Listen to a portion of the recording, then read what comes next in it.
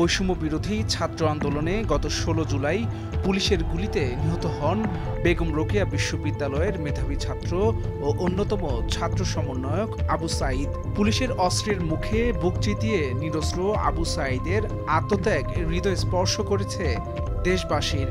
এরপর যতই দিন গড়ায় ততই স্বৈরাচারী রূপ ধারণ করে শেখ হাসিনার সরকার। ভয়াবহ থেকে আরো ভয়াবহ রূপ নেয় পরিস্থিতি। সশস্ত্র আইনশৃঙ্খলা বাহিনীর সামনে আন্দোলনে অংশ নেয়া এক একজন যেন আবু সাঈদ হয়ে ফিরে এসেছেন বারবার। নিরীহ নিরস্ত্র শিক্ষার্থীদের এমন আত্মত্যাগ দাগ কাটে কোটি মানুষের মনে।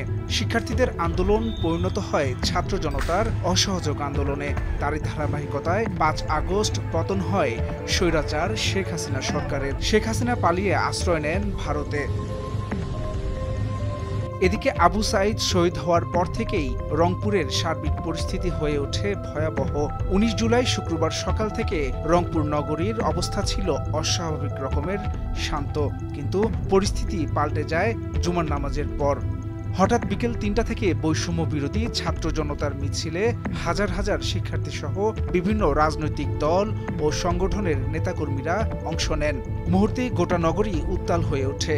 আওয়ামী লীগ এবং তার অঙ্গ সংগঠনের শত শত সশস্ত্র নেতাকর্মী ও পুলিশের সঙ্গে ছাত্র জনতার ধাওয়া পাল্টা ধাওয়া ও ইটপাটকেল নিক্ষেপ শুরু হয়। তখন পুরো এলাকা রণক্ষেত্রে পরিণত হয়। ঠিক সেই সময় দিনমজুর মেরাজুলের বাড়িতে চলছে মোরগ ও পোলাও রান্নার প্রস্তুতি। নিজেদের মতো করে বিবাহবার্ষিকীর দিনটি উদযাপনের পরিকল্পনা ছিল নাজমিম ইসলাম ও দিনমজুর মেরাজুল ইসলাম দম্পতির, কিন্তু স্বৈরাচারের মাত্র একটি গুলিতে তছনছ করে দেয় এই দম্পতির সাজানো সংসার। রাতেই নিথর দেহে ফেরা স্বামীর কথা ভেবে এখনো শোকে স্তব্ধ হয়ে আছেন নাজমিম। তিনি তার ২ সন্তানকে নিয়ে অনিশ্চিত ভবিষ্যতের চিন্তায় ভেঙে পড়েছেন। রংপুর নগরীর নিউ জুমাপাড়া এলাকার মৃত শামসুল হকের ছেলে মেরাজুল ইসলাম।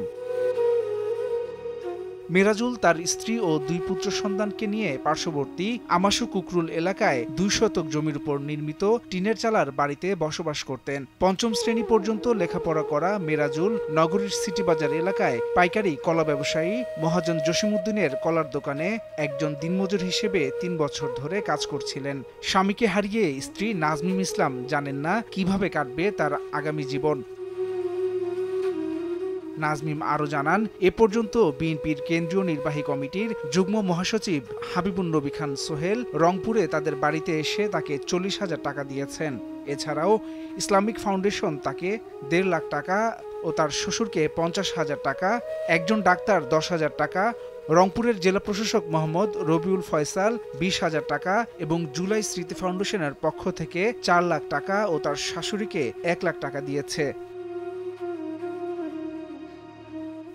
হাসান শাব্বির, ভোরের কাগজ।